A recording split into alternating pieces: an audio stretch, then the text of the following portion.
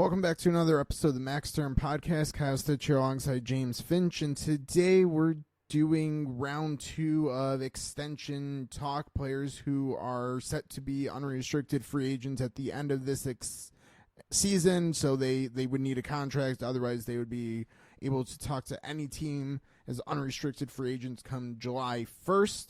So we started this series with probably the top names on the market. We had a separate little Willie Nylander episode that we got out before he signed his contract, and then we went into a longer episode on Sam Reinhart, Steven Stamkos, Jake Gatso, and Brandon Montour. Talks a lot about the Florida Panthers cap situation, which is going to lead us in nicely to this kind of iteration of the extension talk. So we appreciate you listening, subscribing on any platform that you might be consuming this on. Available pretty much everywhere you listen to podcasts. Max Term Podcast will find us at Max Term Pod on X, formerly Twitter. And we're posting a lot of extension content stuff at AFP Analytics. That's generally where we post our content and in one central hub. I would follow along there. I think we got some really cool things out, even more cool things coming up and everything. So check out at AFP Analytics on Twitter. As contracts are signed, we'll tweet out where our projection was versus what was actually signed, some of the comps that we had as driving ours, and I think it's really good stuff. So appreciate you following along there as well. Any questions on contracts, we're always happy to answer at AFP Analytics. Best way to either give us a mention there, or both of our personal accounts can be found. Any ads or anything, not necessarily products that we're working with. We'll be very clear if we are working with anyone, getting paid by anyone. And this is not any inside information for the contracts. I definitely have a level of information at times. Don't give it away here because that's confidential and I'm trusted with it. So anyways, this is all based on our model. You can read about it at afpanalytics.com. Again, Twitter as well. And with that, let's get into some more contract extension talk. We're going to start with maybe someone we should have included in our first episode when we were talking heavily about the Florida Panthers. That's Gustav Forsling, who is sneakily, I think, he's maybe a top pair defenseman, probably a really good 3, and he's probably going to get paid like that this offseason, if not sooner. Yeah, so I don't think we really highlighted him enough when we were talking Montour Reinhart for the Panthers.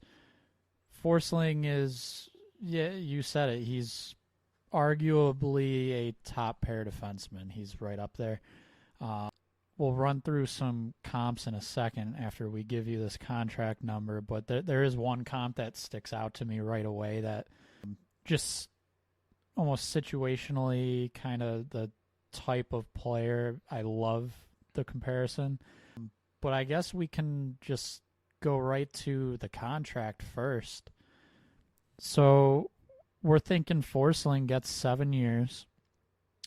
Our percentage of the cap for this contract is 8.39%, and that would put him at about 7.35 million AAV, which is up there. I think it might be a little bit of a sticker shock for a lot of people who don't fully realize how good Gustav Forsling is, especially because there's some other big names on the blue line in Florida. There's Montour, we talked about the last extension episode. Then there's Ekblad, who's kind of the big, well-known name for Florida. Forsling is interesting. He, I guess, sneakily is there. And there's some comps I think make a lot of sense. We've got 5 names here. So Brent Seabrook, Ryan McDonough, Devin Taves, Hampus Lindholm, and Marc-Edouard Vlasic. So I don't love the Seabrook comparison quite as much. The other 4 names are decent. It's really the middle 3 that I actually like the most. So McDonough, I think that's a decent one. Hampus Lindholm's decent, but the one that I was kind of referencing earlier that really stuck out to me was Devin Taves. I fully agree. Devon Toews, yep. Basically the exact same contract. It is what he got last, or I guess before this season. So he got it under $83.5 million cap. Forsling will get it under, we're projecting $87.5 million cap. So when we're talking percent of cap, we're using the next season projection. I think that Cap Friendly, when they post their cap hit percentages, they will do it under the current salary cap until the next salary cap has been confirmed. So, for example, William Nylander just signed a couple weeks ago with the Toronto Maple Leafs. His cap hit percentage, so his 11.5-ish million, is divided by 83.5 million to get what they have as the cap hit percentage. We're gonna be operating as if it was signed under the 87.5 million. So if in the future in this episode we do reference percentages, there could be a little bit difference between Cap Friendly, where we pull most of our contract data from, and what we're talking about, because of we're kind of calculating it a little different, because we think, well, the season that they're going to play it under makes the most sense. So Gustav Forsling were to sign July 1st, which is a distinct possibility. He's going to sign under the $87.5-ish million cap. So that's where we're going to calculate it, because I think it's just slightly better context, slightly better reference. So, but anyways, tangent aside, Devon Toews is a perfect comp, because I think under the radar, not putting up the quite the offensive numbers, but just really solid both ways, and probably not the biggest name on their teams, but also just a steady, solid defenseman. So Devon Toews, again, basically the exact same contract as Gustav Forsling. Is what we project for Gustav Forsling. Very similar. Yeah, so Toews was slightly higher. I think, kind of looking at the numbers, exactly when their true breakout was, I think it's fair that Forsling would fall slightly lower. But again, it is very, very similar. And I think that's probably our best comp for Forsling. As far as what it means for the Florida Panthers, you know, we talked the last extension episode where we were discussing Reinhart and Montour and how it was going to be tough to keep both of those guys. Toss in Forsling to that conversation. It might be tough to keep two of the three. You might have to pick one of the three. So recapping what we had said in that episode, we have Reinhart rate around $10 million per year. Rounding numbers off, you can always go back, listen to it. We also will at some point at AFP Analytics be publishing kind of where we see these players right now as extensions, but still working through a few. So we're holding off, and maybe we'll push them in batches or something, but still working through a few things. But we had Reinhart right around $10 million per year, so $10 million AAV, that's his cap hit as well. And then we had Montour 8.6-ish million dollars, give or take a little bit. And historically, when we project contracts, we're, depending on how you want to calculate the air, $300,000 to $500,000 off. Given we're mid-season right now, I'd give us a little bit more of a buffer. We haven't done mid-season before, so we're seeing, kind of learning a little bit. We'll see how this goes. But I think Forsling's probably coming in 6.5 to 7.5 would be the kind of range, if you will, at least if you were to hit the open market. So hometown discount, maybe best case scenario for the Panthers. That's kind of where I'm going with this. Maybe $6.5 million is the absolute best case scenario. And adding that plus Montour plus Reinhart, my quick math is getting us to about $25 million, and the Panthers have, I believe, about $30 million, maybe a little bit less in cap space to work with, and that doesn't include like an Anton Lundell getting his new contract. Yeah, it's going to be real tough for the Panthers to really get everyone paid. Lundell's their RFA they need to pay. Then there's Reinhart, Montour, Forsling. that really takes care of the bigger names. It's just more some depth guys. And we won't go too in-depth right now about this because we discussed it in the last extension episode for the Panthers. But kind of looking ahead to the next season, Carter Verhaeghe, Sam Bennett, Aaron Ekblad, they're going to need to be smart this offseason when they dish out some of these contracts, knowing that they're pretty much going to have to go through it again the following year. So I fully expect at least one of those guys to no longer be a Florida Panther, really come July 1st, and possibly even two of them gone. So being where I'm starting to ramp up personally into my day job, if you will, tax preparation, professional athletes, hockey players mainly. So one of the things that always bothers me is sometimes talking about hometown discounts, especially when it relates to the Tampa Bay Lightning and Florida Panthers.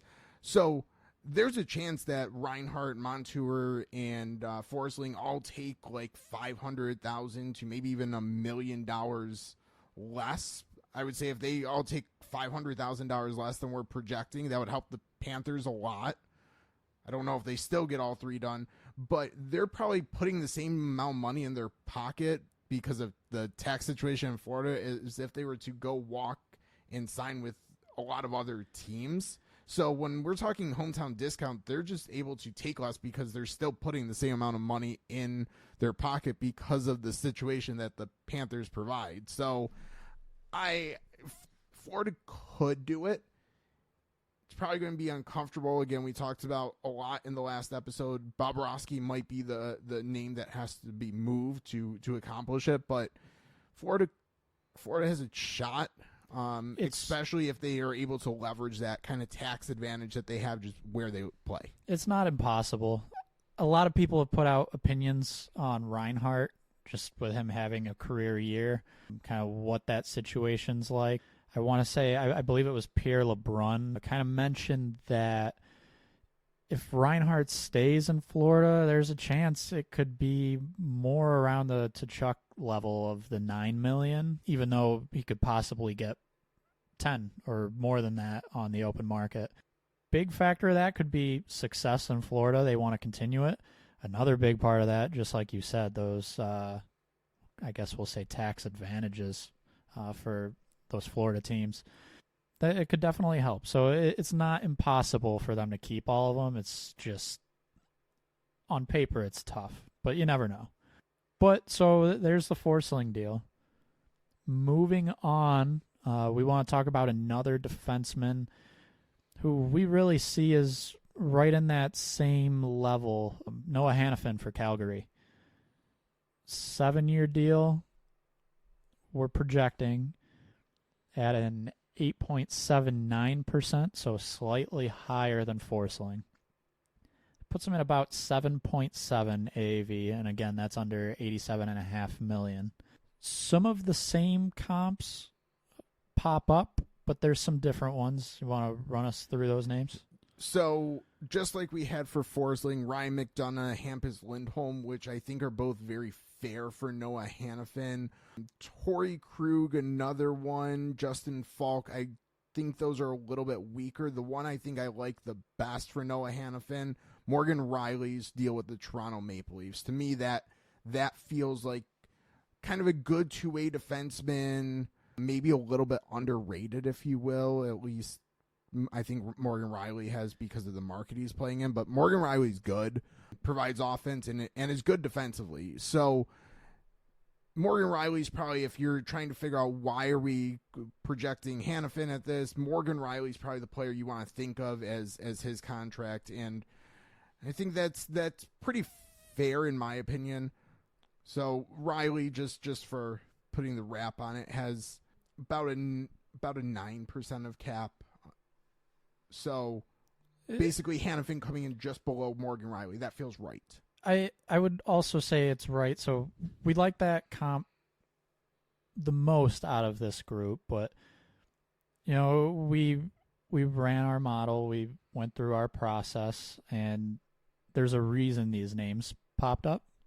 So we like Riley the most, but there are similarities with a Torrey Krug, a Justin Falk, even a Hampus Lindholm. So, yes, he comes in a little under the Riley deal from a percentage standpoint. It's because there are those other lower comps. But like you said, he just taking a step back from all that, it kind of feels right that Hanifin would slot in just under Morgan Riley. So what's interesting for Hanifin, and I suppose the team he's on right now, Calgary. Calgary's not terrible. They're not great. They've kind of been improving as the year's gone on. It was recently put out that I believe it was an 8-year deal at 7.5 was offered and then denied by Hanifin from Calgary. Now, over the offseason, it was kind of expected Calgary could trade a bunch of guys. Hanifin seems like it's trending he will either leave as a free agent or he could possibly be traded at the deadline. So, as far as the situation looks with his current team, I'm not really sure this contract happens with Calgary. No, it probably doesn't. I think what makes the most sense is we have a couple other defensemen on the docket, and then we'll talk about, we did in the first episode, potential fits who might be interested. I think given we're about to talk about two other very similar defensemen at a very similar contract level, we'll hold off on team fits for a second. But I think if he wanted to stay in Calgary, that deal's done. Yeah, by now. That deal's accepted, I think. It's right there with their market value. I mean, if he or his agent thinks that he's getting significantly more than that, and an 8-year deal at 7.5 is a higher total value than what we have projected, I think that would be being very optimistic, maybe outside of the reality. Maybe I think the one thing you can point to is with more cap space, like this is the first time teams are going to have more cap space in a few years. But at the same point, with how close teams are right now, I don't think anyone's going to have an appetite to create a tight situation when they're given free space. Yeah. The other factor here that could come into play that I suppose could favor Hanifin, we talked about Montour. We talked about Forsling. There's a couple more we're going to talk about in this episode. There's a handful of guys kind of at the top of the upcoming free agent market for defensemen. They're probably not all going to be there, though. Some will re-sign. It just tends to be how it works. We can see a upcoming free agent list has a lot of good names. By the time we actually get to free agency, the list is a little bit smaller, which is really why we're doing some extension episodes right now. But to get an idea of kind of that higher level group of defensemen, you mentioned there's a couple more, both on the same team. Brett Pesce, Brady Skjei are right now in Carolina. So I would push back a little, and I think that the defense group this year might be a little bit different in given who the names are and the situations of their teams. I think Florida's going to have to choose between Montour or Forsling. I don't know if keeping both makes sense or if they're even able to keep both, maybe. So probably one of those two hits the market. Yeah. Hanifin seems like he's going to hit the market. And we'll get into Carolina a little bit more because we also have the last name we're going to probably talk about in this episode, Teuvo Teräväinen. We'll get into Carolina's situation a little bit more. Last extension episode when we were talking about Montour, I mentioned Carolina as like a possible destination because I could see them retooling their blue line again or more so. So if Carolina's going the route I think they might go, and again, we'll get a little bit more into Carolina later, I think Pesce and Skjei might be on the market. So I have a feeling that all four of these defensemen that we're talking about, who we have projected very similar values for, I guess Pesce a little bit lower than the other ones actually, they all could be out there, which I don't know if that helps or hurts each other. I guess we'll have to see because it's traditionally that's a little unusual to have that many names at that high of a caliber out on the free agent market.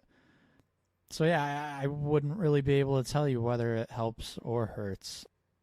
In theory, it could help. Maybe someone signs for a little more and it helps drive up the price for the others. I also wonder how many suitors are going to be stepping up to pay the higher price tag. So, in theory, maybe a couple sign and the others kind of lose out on, I guess, the ideal bidding war scenario. Let me throw this out for, I think Hanifin's the only name that we're talking about that this potentially makes sense for. I could very much see a scenario that he's traded at the deadline with an extension basically put in place immediately with a new team. Yeah. Calgary very easily could be selling, especially if he's made it clear that he's not going to re-sign. I don't think they might sneak into the playoffs. We just did a last episode. You can check out our kind of midseason projections, who we think will ultimately end up in the playoffs. We didn't have Calgary. Maybe they sneak in, but if he's made it clear that he's not re-signing, I think Calgary needs to trade him. Yeah. And the new team might want to acquire him with an extension in place. Carolina's not going to trade Pesce or Skjei unless it's in some big move that just doesn't seem to happen in hockey anymore. And Florida's not trading Forsling because they're going for a cup. Yeah, exactly. I think that is an interesting difference, I guess, between these players, a little wrinkle in the Hanifin situation, which actually Hampus Lindholm, one of his comps, was traded and signed to an extension right away with Boston. So that could make a little sense. I'm kind of on board with that being a possibility. But, let's get into the Pesce and Skjei deals. So Pesce being a right-hand shot, generally we might think would have a leg up as maybe having a little more value than a similar player, except a left shot. The thing with Pesce, and a reason he comes in lower than these other four names we're talking about here, the current year hasn't been quite as good for him from quite honestly, just the accounting stats, the points. It's not really there this year. That said, he's still a good defenseman, and I don't think that that's part of any real decline in his game. I think just situationally, that's what's happening for him. We've got 6 years, 7.57%, which would come out to a tad over 6.6 million per season. Now with Pesce, we've got kind of a bigger list of comps, kind of because he's been that solid kind of medium output of offense until now. So there's kind of a weird grouping of names. Johnny Boychuk, Mark Giordano, Alex Goligoski, Ryan McDonough shows up. Tyler Myers, Jared Spurgeon, Jake Muzzin, Torrey Krug, Mackenzie Weegar, Devon Taves. A little bit of a long list. I think this season he matches some better. Previous years for Brett Pesce, he might match some others a little bit better. And that's kind of why this basket of players is a little bit bigger. So, for reference, this is around Mackenzie Weegar's, basically, contracts where we're projecting him, and I kind of like that. I think that makes a lot of sense, and Weegar had one really good year in Florida as he put up some points, but he also was just really, really good defensively. I think that's exactly what Pesce is. And, I'd say that maybe that deal hasn't aged super well in Calgary for Weegar. New situation might play a role in that, but I also could see the same happening for Pesce to an extent. He seems to be not on the right side of the aging curve, if you will, so on the decline to a little bit of an extent. I feel like there's been a few more injuries. I always get him and Jacob Slavin mixed up for whatever reason, probably because they've been on Carolina really good for years. But I think Pesce's missed some time with injuries over the past couple of years. Correct me if I'm wrong. Yeah, he's missed a few games this season as well. And last year he played a full season, but before that, I want to say the 3 years before that, definitely missed some time, 10, 15, 20 games. So injuries could be a concern signing Pesce to a long-term deal. What's interesting here is there's another defenseman who I believe is really his partner on the blue line for the Hurricanes is Brady Skjei, you mentioned.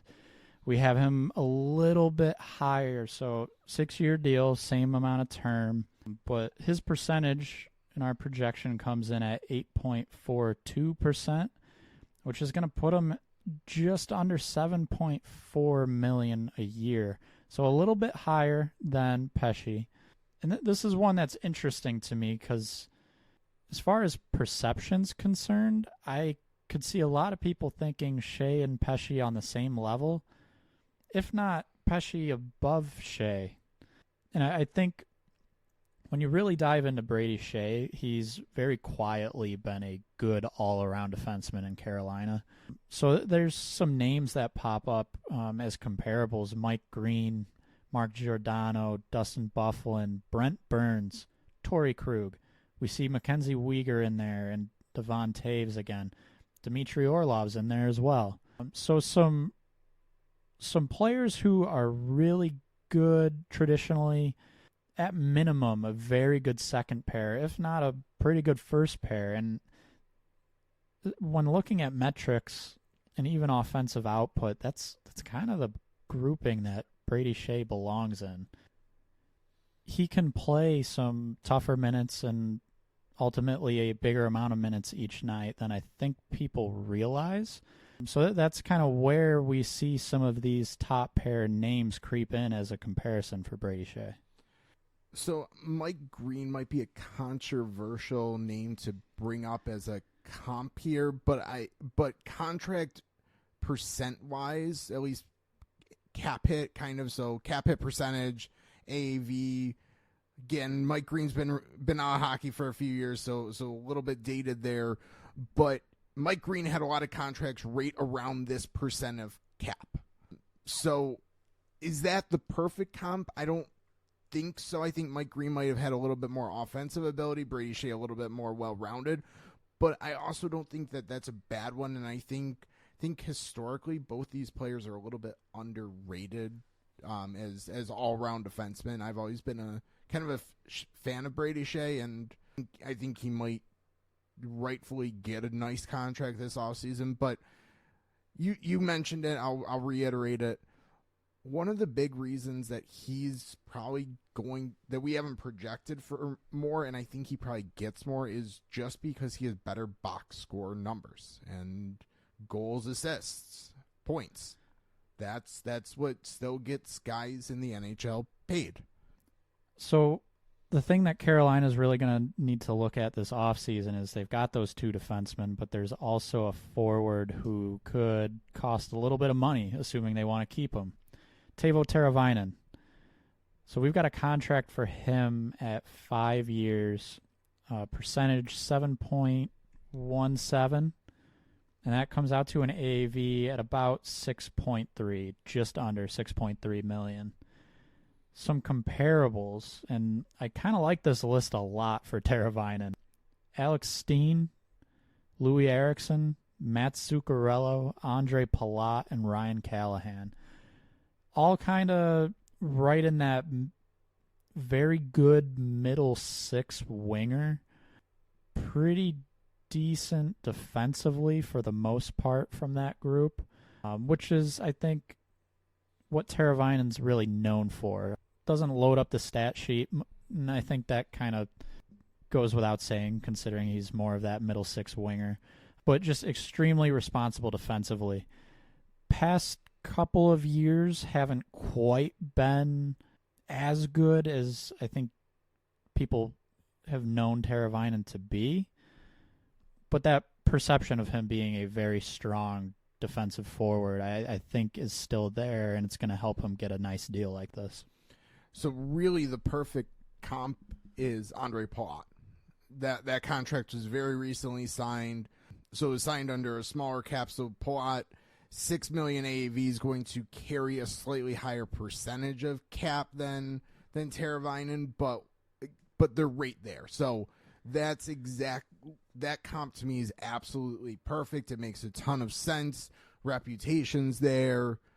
So if you want to think why our projection for Teräväinen is what it is, Andre Palat, and I think that's all that needs to be said. I will say we kind of had Teräväinen was someone we looked at a little more critically. First, iteration through, had a little bit higher average annual value projected, tweaked a few things in the projection, brought him down a little bit, and I think it sounds a lot better where he is. I think initially he was pushing over 6.5, pushing 7 million AAV. So I think closer to 6. And again, being able to rattle off Andre Palat as a comp makes me feel really good about this projection. I definitely agree. I think this is one that is going to be interesting for the team. And like I had mentioned, with these two defensemen and Teräväinen, let's say they wanted to keep all of them, we're looking at about $20 million. For a team like Carolina, who doesn't usually like to sign bigger long-term deals, I don't really see them keeping all three of these guys. Pesce 6 years, Skjei 6 years, Teräväinen 5 years. So I think it'll be interesting how the Hurricanes decide to tinker with their lineup and really their core. It wouldn't shock me to see all three of these guys walk. Unless they lift the cup, I think that's probably what happens. It feels like we've done a roster building episode in the past, so won't get a ton into it, but I have a mentality that once you've run out the same core a couple seasons over and getting the same results, it's time to make some tweaks. Teräväinen would 100% be a part of that core. Pesce would 100% be a part of that core. Skjei, maybe not. We could debate about that. We're not going to for this episode, but two definite core pieces.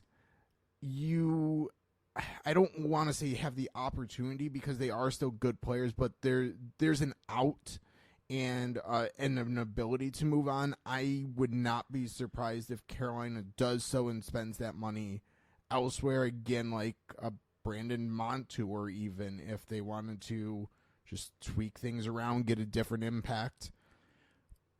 And something I'll bring up, and I believe we mentioned it in the last extension episode when we were talking about Montour and Carolina specifically. This past offseason, they were supposedly after Carlson, and if they have interest in that similar style defenseman, Montour would be a very good fit, which almost kind of leads me down to this thought of Carolina kind of seems like they're willing to target the elite players and might be willing to do that long-term deal. And then that next tier down is where they kind of try and be a little smarter and say, okay, this is getting a little too pricey. Not going to do that. What was interesting last year that they brought in Orlov, short deal. It kind of fits that Carolina, we're going to keep cap flexibility here. We're not going to get into anything too long-term that could go bad. I kind of get that vibe with these three players, Pesce, Skjei, and Teräväinen, is they might steer clear of that because they're not quite elite players. And they might want to stay away from that risk of the second half of those deals. So let's stay on Carolina a touch longer about what we think there's a very strong chance that they let all these guys walk. Ironically, I could see the other two names that aren't currently on their roster as like potential targets for them, like Forsling and Hanifin. I could, again, if they want to retool some things, I like Montour better as a fit, but Hanifin would be right there as well for me. I think Forsling maybe is a little too similar to what Carolina currently has. So I'm not. I think maybe Hanifin could be an idea. I like Montour the most as an idea for Carolina, at least if they were to shuffle the deck on the blue line via the free agent market. If I was Carolina, I'd be looking for some more punch up front. And by punch, I mean scoring, punch, offensive output. So I have two hot names, hot takes. One I think actually we can talk out and will make a ton of sense. I'll save that one for a second. I'm going to go with the hot take one first. This is one that I think I'm going to be driving the train for an offer sheet for this player. Elias Pettersson would be a fun offer sheet by Carolina because, hey, they've done it. They'll do it. So Vancouver's got the cap space, but Carolina also has more and could make Vancouver a little uncomfortable. And I know that Aho is a 1C, but man, could you imagine Aho and Pettersson 1-2 down that Carolina lineup? I think the real thing to point out there is, Aho is a 1C, but they don't really have a true 2C. So it would make a lot of sense that they would be looking for a center for the upper half of their lineup. It could get uncomfortable for Vancouver if they did that. Vancouver's also needing to sign Philip Hronek, who's having a great season. And Vancouver will have some space to work with, but if your player is getting an offer sheet from another team and it is, I'm going to say 11 plus, but it could be 12 plus in this scenario. Not easy to deal with that. And yeah, like you said, Carolina has shown they'll do it. I kind of like the idea. I don't think it'll happen, but it would make a lot of sense for this team. Really, my campaign 2024 is Nashville offer sheet Elias Pettersson, but I'll let Carolina be the vice president on my ticket for this one, if you will. So that's my hot bolder one, but I think the one that makes actually a lot of sense, and you've been on record saying that this might be a trade that might happen sooner than later. You actually kind of started talking about the idea before some of the insiders made it known that, hey, it actually is a reality. Trevor Zegras, I think, would probably be a perfect 2C for Carolina. So I agree with you. The reason I had Trevor Zegras, he was the first name I had thought of, and then Pettersson kind of popped into my name that I wanted to add as well. Zegras would be an ideal 2C because that's where Carolina's hole is. Aho's can play 1C. I mean, if Pettersson comes in, Pettersson can be 1, Aho 2. But Zegras, 2C, provides more offensive creativity, more offensive scoring. But you've been the guy driving the Zegras trade train for a little while. So talk about why it makes sense. Yeah, so I've kind of thought this could be a thing going back beginning of this past off season even. It kind of seemed like the hype for Zegras was a little bit more than what his actual play was. And I think that was a really big issue because he's on a rebuilding team. So it was kind of viewed as like this is his team. With Zegras, I don't think it means he is bad or not going to be good. I just kind of wondered if it would be better for him to be somewhere else where he isn't kind of the main person expected to be the one who rights the ship. So you mentioned, I think most hockey fans know this, Sebastian Aho is a first-line center. Zegras being able to slot in on the second line, that could actually really help him, and I think take a little pressure off of him. Moving in later into the off-season, when is his deal getting done? Why isn't it done yet? Now there's leaks. It might not be long-term. It's going to be a short-term deal. So now this team isn't really committing to him. Just kind of seems like I don't know, I don't want to say a bad relationship, but it kind of seemed like without anyone actually questioning if he was their franchise guy, a short-term deal was questioning that. Now factor in, okay, they've got Leo Carlson, center, Mason McTavish, center. Both are pretty much penciled in top 6 centers for the future. Where does that leave Zegras? On the wing? Potentially. It could happen. Maybe they just have 3 really good centers. I don't know. I don't see the fit. It seems like as time goes on, he's less of a fit long-term for Anaheim. Also recently acquired Cutter Gauthier as well as another, he's not a center prospect, but another top scoring type prospect. Yep. So Zegras, let me make this analogy for kind of maybe the fan listening who's followed hockey for a little while.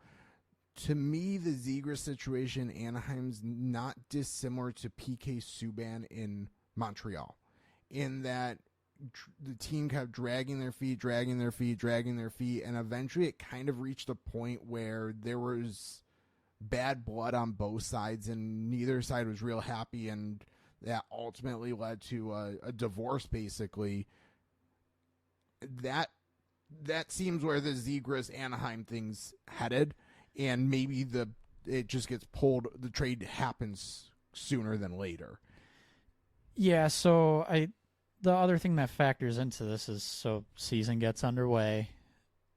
I think Zegras coming out, playing very well, producing some points, maybe this whole situation and the built-up tension that really this feels like, maybe that all subdues a little bit, goes away.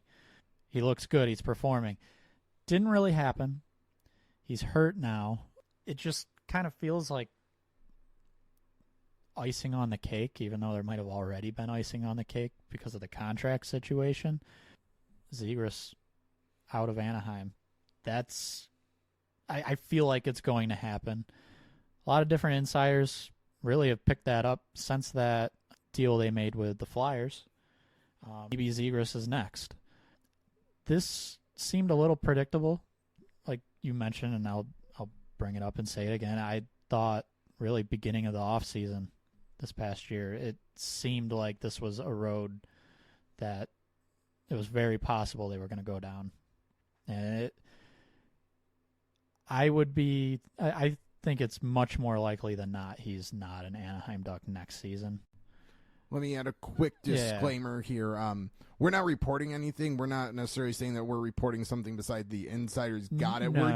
We're just connecting some dots and making some very educated, logical conclusions, guesses, especially with the direction of the team. So just want to make that clear. We're not necessarily reporting Trevor Zegras is on the move, but it makes a lot of sense for all the reasons we just laid out. The clues have been there for a while. And yes, this isn't any reporting of information. It's just simply this started as maybe a non-situation, and things keep happening that just feed the idea of he's no longer a Duck soon.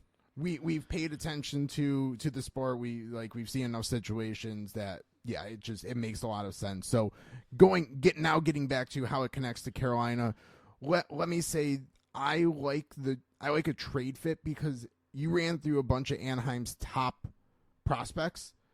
They have a lot of top-end talent. They don't have a lot of middle, 6 forward depth. And I think that's where Carolina's has some young players that could actually make a lot of sense. What could be kind of funny is actually Jesperi Kotkaniemi could make sense for Anaheim as a 3C as the defensive guy because he's not good enough to be Carolina's 2C. And then, of course, that's not enough, but some other guys like a Jarvis and, Nekis, potentially. So here's what I'll say. So Nekis, that's going to be an interesting situation. I wouldn't trade him straight up for Trevor Zegras. If I'm Anaheim, I take that deal. And so this kind of gets to a thought of I'm curious to see what the return for Zegras ends up being, assuming he's traded. Because I think if you really go and look at the numbers, you're not going to find what you think Trevor Zegras is. So I don't know if perception is enough in his case. I think there's still great potential, but certain players... So I'll use Martin Necas as an example. To me, he's already better than Trevor Zegras pretty easily. So that it would need to be Zegras and more for him. So looking at Carolina's roster, I like the Kakaniemi idea, but if it's Kakaniemi, you're probably looking at like a Jack Drury and some picks, that type of package. I could be wrong. Maybe Zegras goes for a very high-end player, a clear, like, top-line guy. But even then, so Martin Necas, he's a top 6 forward. I would rather have him as a top 6 forward than Trevor Zegras as a top 6 forward. I don't know if perceptions change, but I'll just say a couple years ago I had heard some not the same opinions on Martin Necas from some people in the industry. So they're like, this is sometimes we're looking at different numbers, watching different things, but not knowing the same things. So I think that it still would take Necas plus when considering also just the contract situation. Necas will be a restricted free agent with arbitration rights and getting very close to unrestricted free agency, where Zegras still has some runway to work with. So I think it's Necas. I'm not saying it's a ton more, but it could be. So this could be an interesting, if Zegras got healthy and came back, Kokaniemi, Necas for Vetrano and Zegras. At like the deadline or something. That would be interesting. That could make a lot of sense. I think so. The overarching thing here that is really what is going to matter here is what is the perception of Zegras. Are there teams who think he can still be a 1C?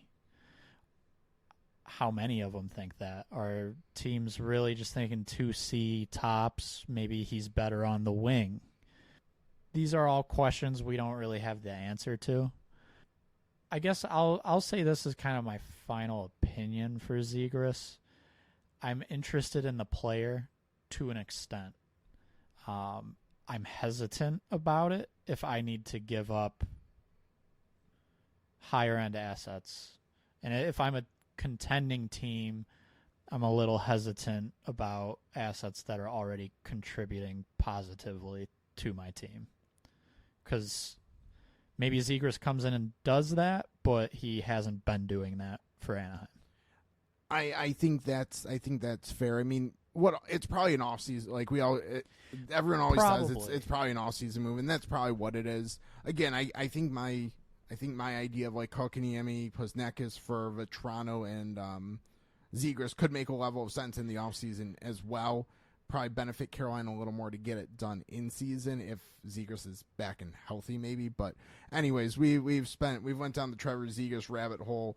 This is supposed to be an episode on Carolina and other free agents, but I think Carolina, where we ended up on the tangent there with Zegras, is because we think Carolina is going to ultimately retool their roster. Zegras could be a player that makes sense. So we honestly probably expect all of Pesce, Skjei, and Teräväinen to hit the open market. Again, maybe Montour could be a fit for Carolina to come back.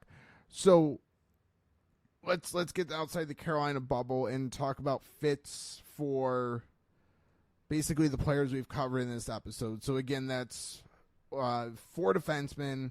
Got Gustav Forsling. We have projected around 7.3 million AAV. Noah Hanifin projected around 7.6 AAV. Both of those 7-year deals.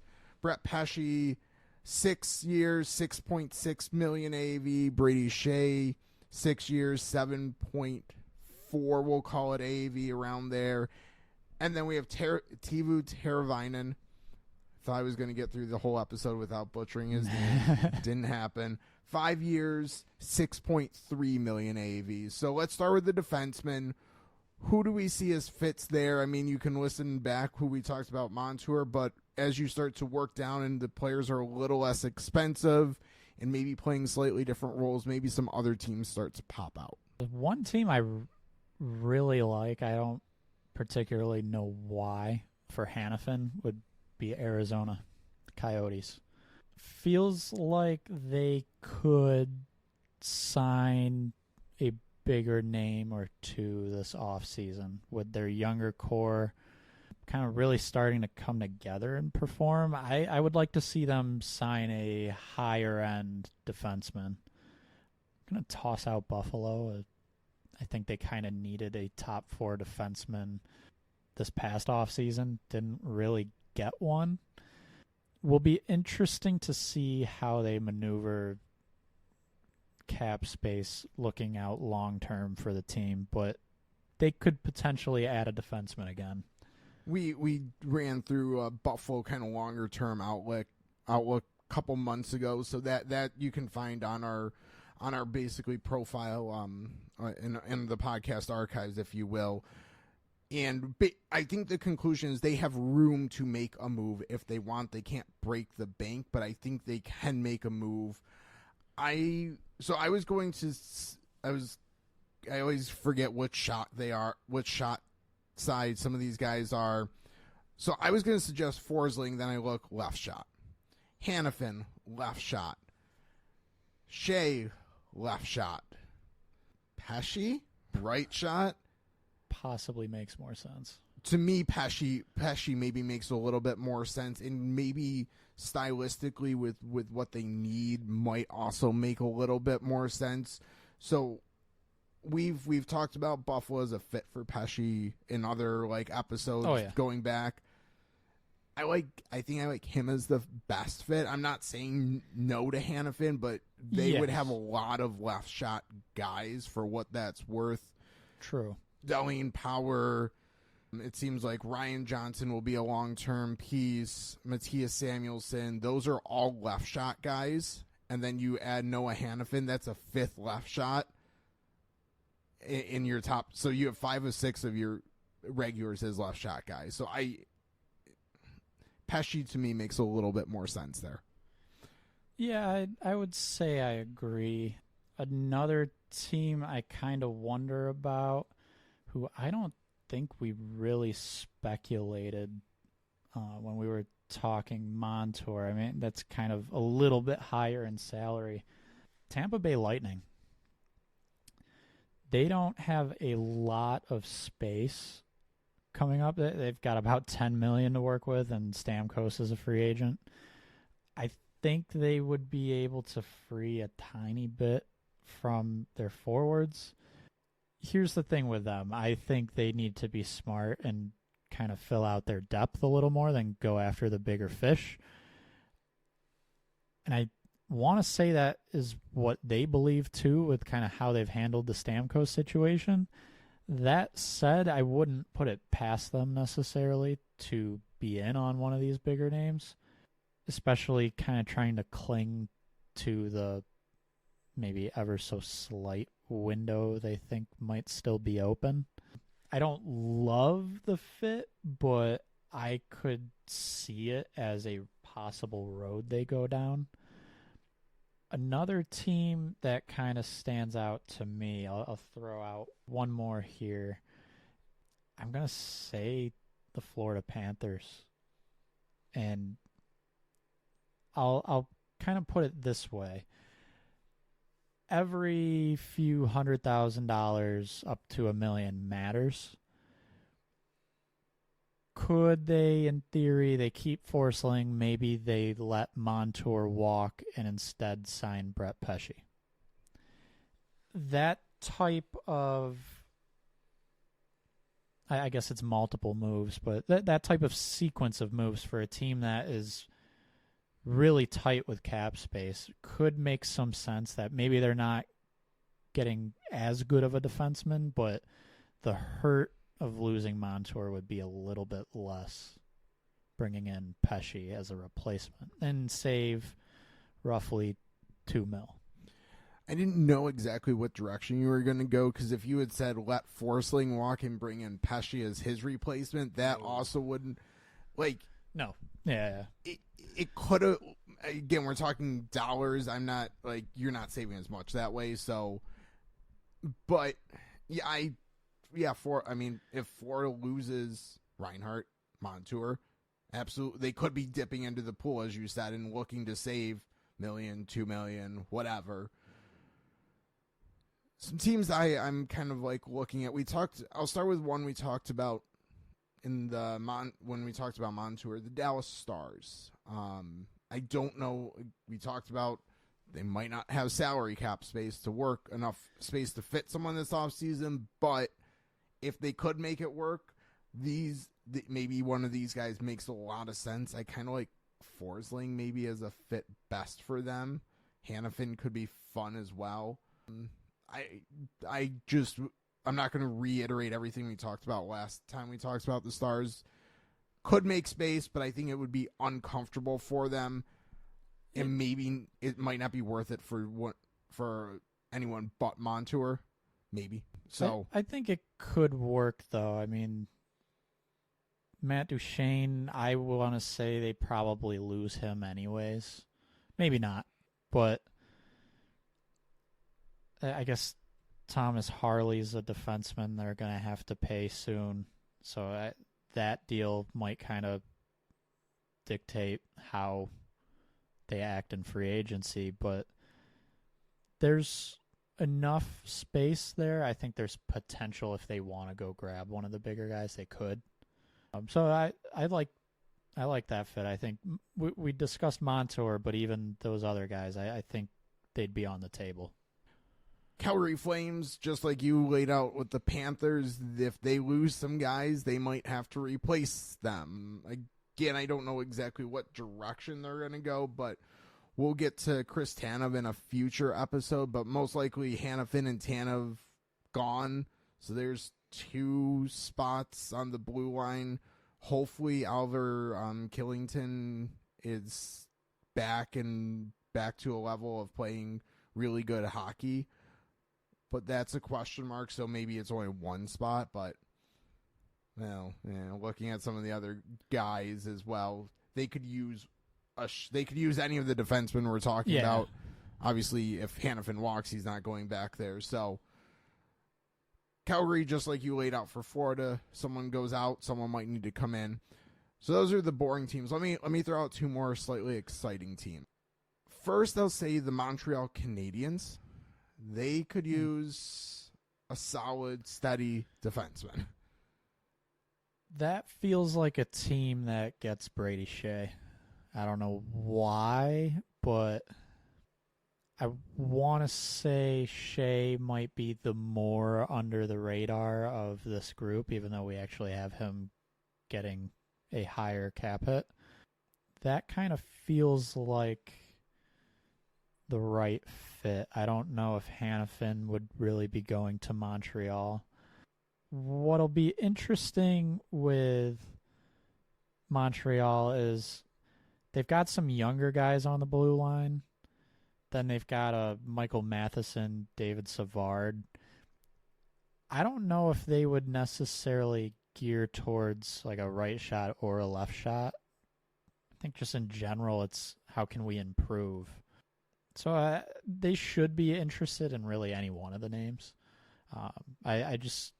Brady Skjei kind of feels like the move they make. I could see Forsling as well. Maybe not quite the. I think teams are recognizing how good he is, but at the same point, he doesn't have quite the same numbers either. That maybe he flies a little under the radar. Yeah. Let me throw out maybe the team that might be surprising because we might think they need to spend their money elsewhere, but also would make a lot of sense. And Hanifin connected to them makes a ton of sense. The Boston Bruins. Yeah, I feel like that connection has kind of always been there with Hanifin. It could make a lot of sense. I mean, they may lose Matt Grieslick. Kevin Shattenkirk's a free agent. They'll have space on the blue line to add. I don't know if it will be at the level of a Hanifin, but I mean, Boston's actually just under 26 million to work with next year. A lot of those performance bonuses from last year are coming off the books. Got a decent amount of UFAs where a little bit of money's coming off. I could see it. It wouldn't shock me.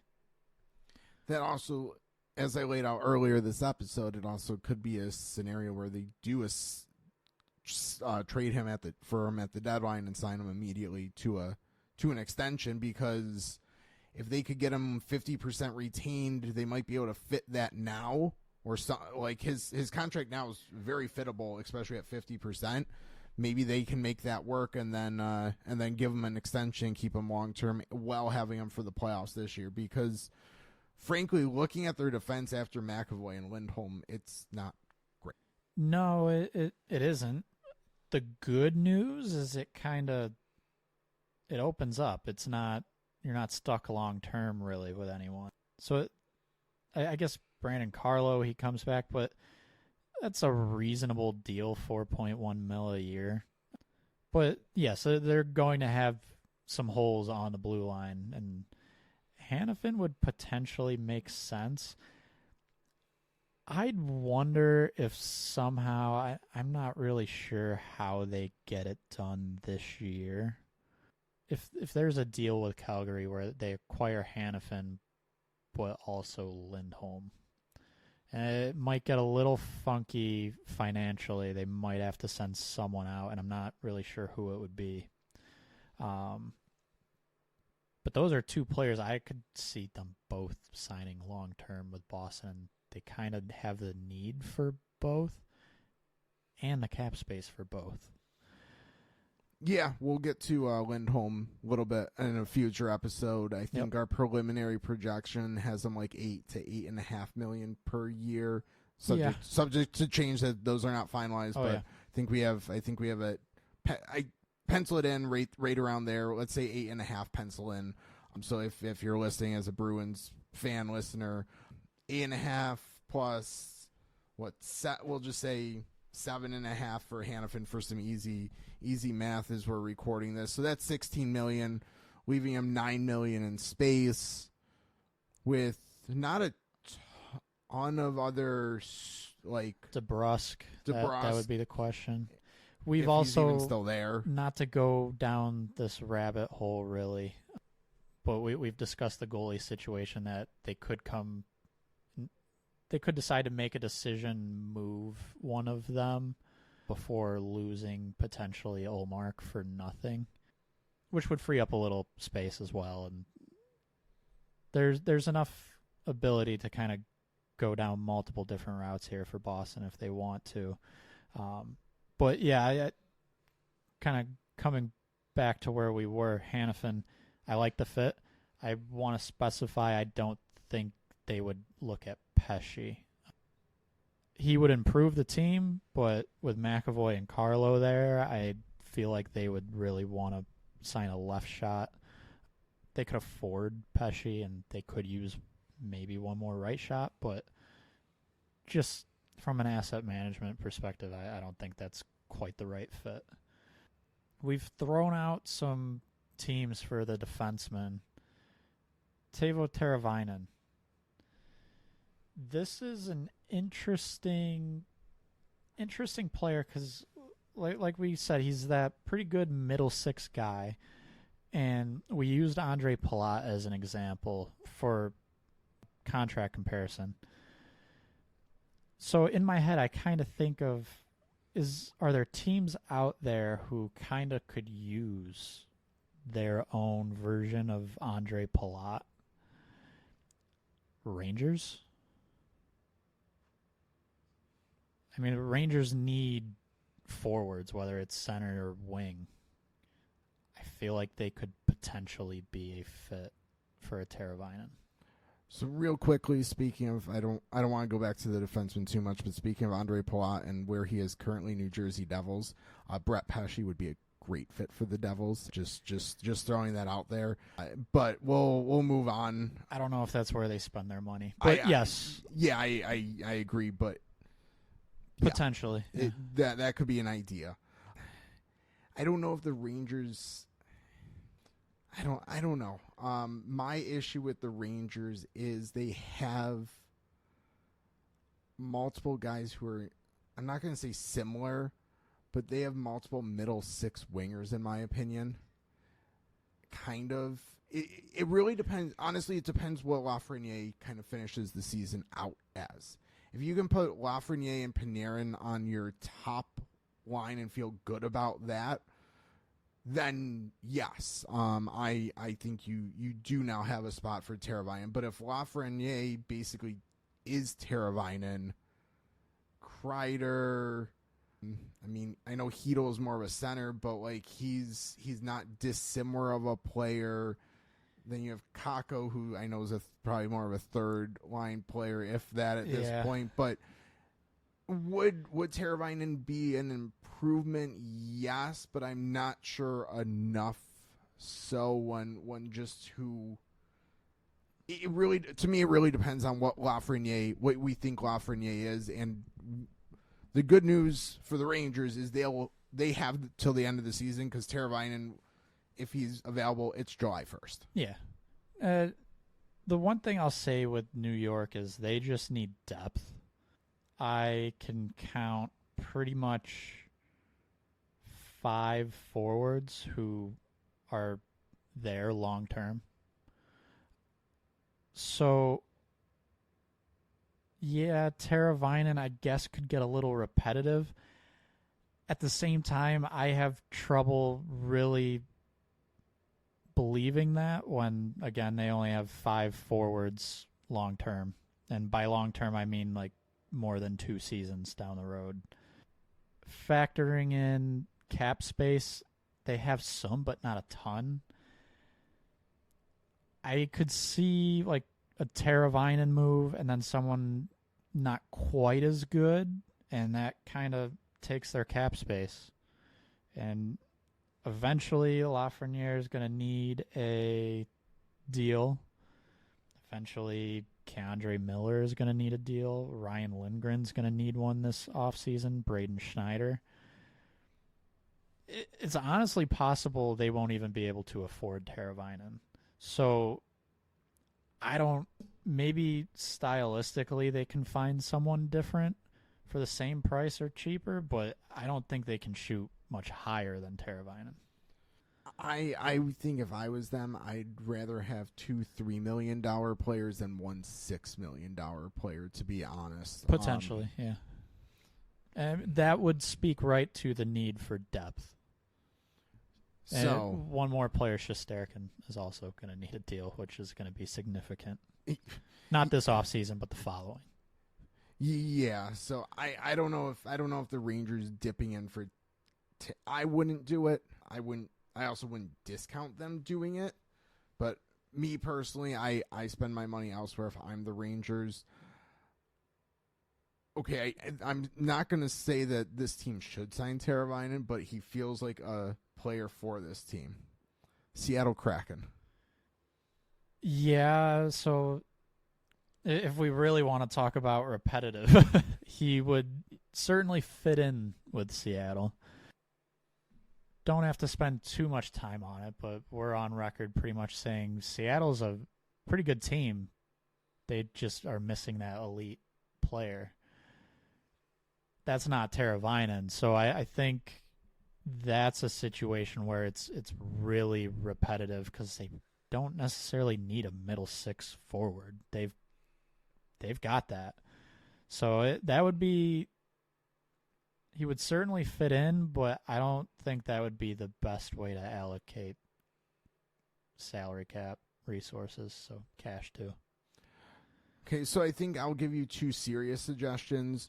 Both teams that are definitely not contenders right now, but maybe could use a good, responsible 2-way player and have the money to spend.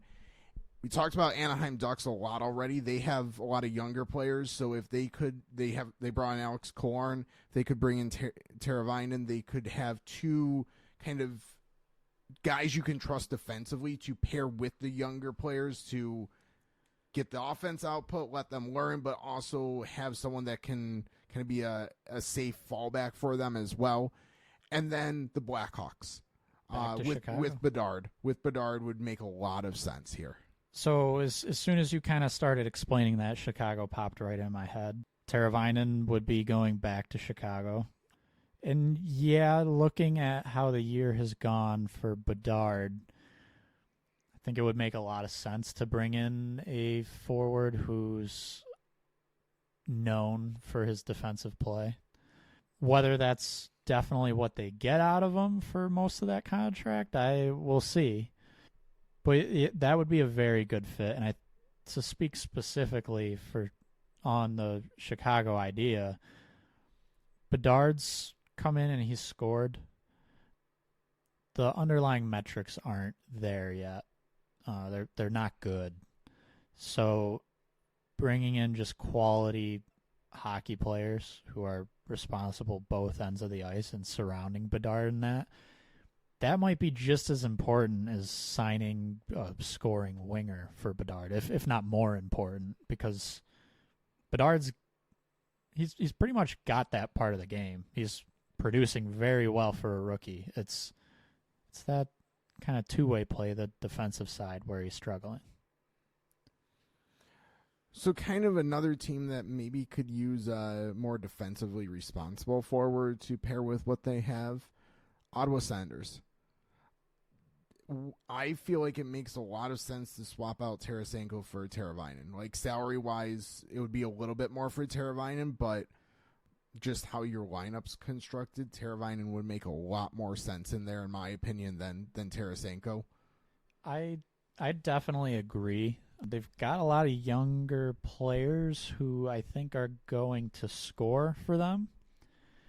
Having that more responsible defensive forward, I think that would actually be real good for them. And kind of looking right now at how their lineup's kind of fallen, they could use a middle six winger. And whether he gets up to a second line and is playing with guys like Batherson, Tim Stützle, or if he's kind of down with like let's say, well, Josh Norris is usually towards the top of the lineup, but maybe he skates with like a Ridley Gregg, Shane Pinto potentially. Shane Pinto. I was going to say they could try and build an interesting kind of third line with like a Matthew Joseph. Yeah. That would be intriguing, I think. And yeah, I think overall a little bit better of a fit than Tarasenko, which honestly I think Ottawa ends up trading Tarasenko at the deadline here. But yeah, Teräväinen, I like that fit. I like Ottawa. I just kind of threw Tarasenko out because if we're looking at Ottawa's current cap situation, they don't have a ton of roster spots. Yeah. A ton of players coming off the books next year.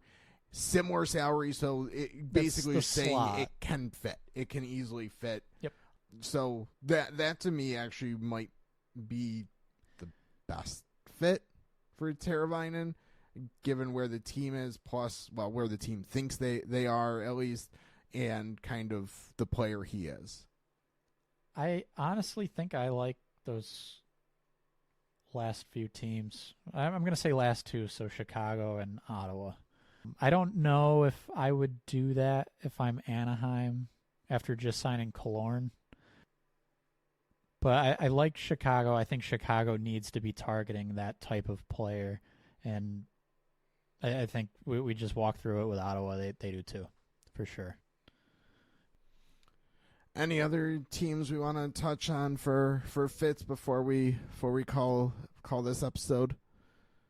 You know, I really don't. Well, I'll toss out one more that probably will spend a little bit of money. Washington Capitals, just overall depth. I suppose they could go after a Teräväinen. Maybe a team that's a little bit ready to retool / maybe even rebuild, but I don't think they will as long as Ovechkin's playing. So potentially I could see that. Anthony Manta's leaving. So, I mean, there's one spot he could slide into, but you've also... Pacioretty didn't really work out. Seems like they'll at least try and retool. So maybe the Capitals for Teräväinen, but I honestly don't like that as much as I like a Chicago or a Ottawa. Let me add one last team, and this is if a situation doesn't play out how the hopeful situation. If Gabe Landeskog, or I'll say Gabe Landeskog, can't come back from his injury in Colorado. Chuskin is in the player assistance program right now. Not going to speculate there, but there's two top end players for Colorado that have some questions about their long term future. Landeskog probably more so. So if he can't come back, Teräväinen as a replacement for Landeskog could make a level of sense. It would be interesting. I think they'd kind of have to stick to that cap hit level or a little bit lower. So I don't think they're going out and like being players for a Sam Reinhart to replace Landeskog. So that fit makes sense. Definitely. So with that, appreciate you listening. Appreciate you following along, subscribing. At AFP Analytics on Twitter is where a lot of our extension work is going to be posted as it becomes available. Any questions, always welcome them at AFP Analytics on Twitter. Feel free to also hit our personal handles up as well. They can be found from there. And we appreciate you listening, subscribing, and all that. And we'll talk to you next time.